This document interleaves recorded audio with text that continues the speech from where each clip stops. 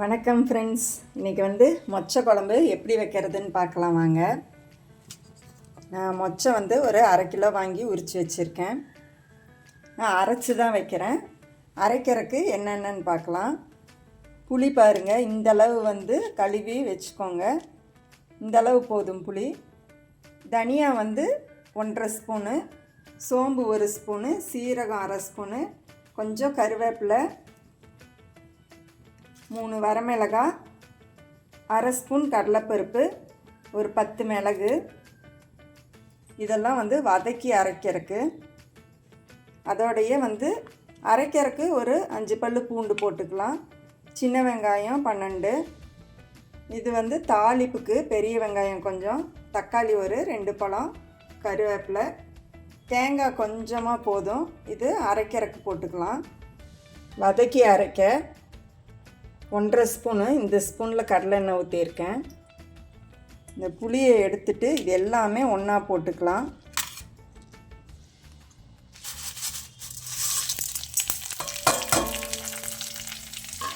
இந்த புளியவும் போட்டுடலாம். ஒரு 10 செகண்ட் இப்படி வதக்கினீங்கன்னா போதும். இதோடையே வெங்காயம் போட்டுக்கலாம். சின்ன வெங்காயம்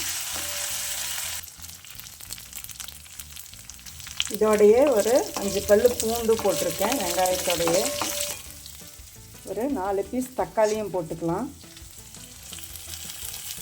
இந்த மாதிரி ட்ரை பண்ணுங்கள், சூப்பராக இருக்கும் குழம்பு டேஸ்ட்டு. கொஞ்சம் கல்லுப்பு போட்டுக்கலாம். ஒவ்வொரு ஸ்டைல் சமையல் சாப்பிட்றப்ப ஒரு இன்ட்ரெஸ்டாக இருக்கும். ஒரே டேஸ்ட்டில் நம்ம சாப்பிட்டுட்ருக்கறக்கு ஒவ்வொருத்தவங்க சமையலோட டேஸ்ட்டு சாப்பிட்றப்ப அது ஒரு கொஞ்சம் டிஃப்ரெண்ட்டாக டேஸ்ட்டாக நல்லாயிருக்கும். இது லைட்டாக ஒரு பொன்னிறம் ஆகிற வரைக்கும் வதக்கிக்கலாம். தனியா, சீரகம், சோம்பெல்லாம் போடுறப்ப கொஞ்சம் ஸ்டவ்வை சிம்மில் வச்சுக்கோங்க. வெங்காயமெல்லாம் போட்டு கொஞ்சம் ஹையில் வச்சுட்டு இப்படி வதக்கி விட்டுக்கோங்க. இப்படி வதக்கி அரைச்சி வைக்கிறப்ப சூப்பர் டேஸ்ட்டாக இருக்கும். இந்த மொச்சையோடையே கத்திரிக்காயும் உருளைக்கிழங்கும் போட்டு வைக்கிறேன். செம்ம டேஸ்ட்டாக இருக்கும். அது இந்த கொஞ்சம் குளிராக இருக்கிறதுக்கு சூப்பராக இருக்கும். இந்த கத்திரிக்காய், உருளைக்கிழங்கு, மொச்சை எல்லாம் போட்டு செம்ம டேஸ்ட்டாக இருக்கும் இந்த குழம்பு. கண்டிப்பாக ட்ரை பண்ணுங்கள். தேங்காய் போட்டுக்கலாம். இப்போ அப்படியே கொஞ்சம் ஒரு 1/4 ஸ்பூன் மஞ்சள்தூள் போட்டுக்கலாம். வரமிளகாத்தூள் 1 ஸ்பூன் நிறச்சி, 2 ஸ்பூன் வீட்டு குழம்பு மிளகாத்தூள். இது லைட்டாக இப்படி சூடு பண்ணிட்டால் போதும். ஸ்டவ்வை ஆஃப் பண்ணிடலாம். இந்த சட்டி சூட்லேயே இந்த மிளகாத்தூளும் குழம்பு மிளகாத்தூளும் இந்த அளவு கலந்து விட்டுட்டா போதும். மிளகாத்தூள் போட்டதுக்கப்புறம் ஹை ஃப்ளேமில் வச்சிடாதீங்க. ஆறினோன்னு அரைச்சிக்கலாம். தாளிப்பு பார்த்துடலாம். ஸ்பூனில் 2 ஸ்பூன் கடலை எண்ணெய் ஊற்றியிருக்கேன். கடுகு உளுந்து பாருங்கள், இந்தளவு போட்டுக்கோங்க. கடுகு எப்பயும் நல்லா பொரியட்டும். இந்த கருவேப்பிலை, வெங்காயம், பூண்டெல்லாம் 1 by 1 போட்டுக்கலாம்.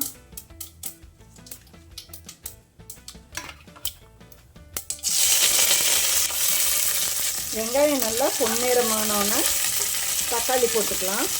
இப்போ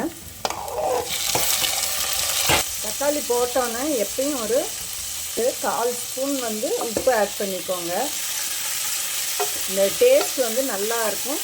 அதே மாதிரி தக்காளி கொஞ்சம் சீக்கிரம் வதங்கவும் செய்யும். வதங்கினோன்னா நம்ம கத்திரிக்காயும் மொச்சையும் போட்டுக்கலாம். தக்காளி பாருங்கள், இந்தளவு வதங்குறது போதும். இப்போ மொச்சை போட்டுக்கலாம். இதெல்லாம் போட்டுக்கலாம். 1/4 ஸ்பூன் மஞ்சள்தூள் போட்டுக்கலாம். இதெல்லாம் நல்லா கலந்து விட்டுட்டு கொஞ்சம் தண்ணி வச்சுக்கலாம். அதுக்கப்புறம் நம்ம அரைச்சது ஊற்றிக்கலாம்.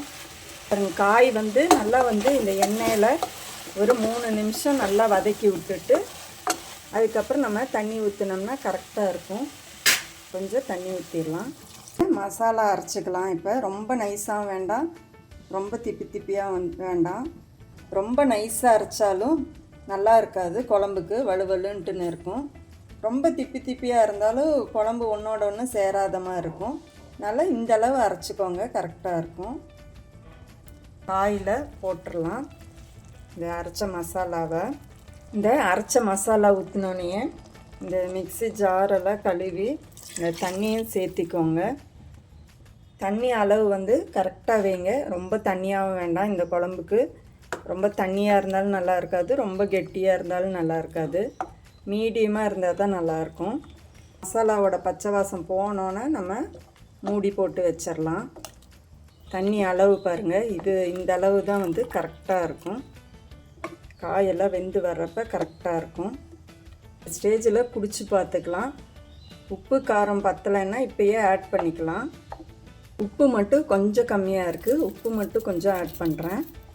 நீங்கள் குடிச்சு பார்த்துட்டு உங்கள் வீட்டு அளவுக்கு எப்பயுமே காரம் உப்பு அந்த அளவு போடுங்க.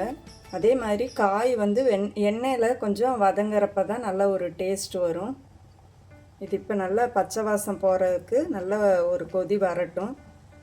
பச்சை வாசம் போனோன்னே நம்ம மூடி போட்டு வச்சிடலாம். இது பாருங்கள், இப்போ இந்த மசாலா ஊற்றினோன்னு நல்லா ஒரு 5 நிமிஷம் கொதிக்க விட்டுருங்க.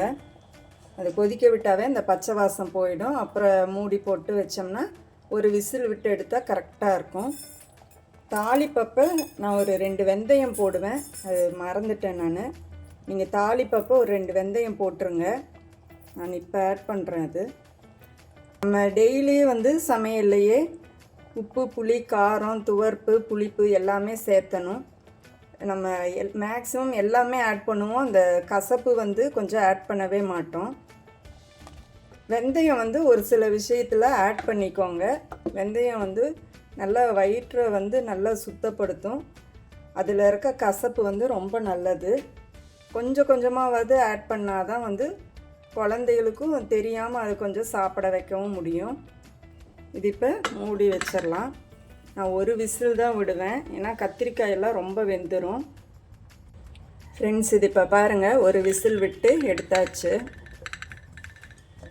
குழம்பு பார்க்கலாம். சூப்பராக இருக்குது. உங்கள் குக்கரில் குழையாமல் வந்து எப்படி வந்து விசில் விடுறீங்க அப்படின்ட்டுன்னு பார்த்துக்கோங்க. ஒரு விசில் தான் விட்டேன், அதுவே கொஞ்சம் ப்ரெஷர் எடுத்து விட்டுட்டேன். சாதத்துக்கு, தோசைக்கு, இட்லிக்கு எல்லாம் இப்படி செய்கிறப்ப புளியை ஆட் பண்ணுங்கள் இந்தளவு.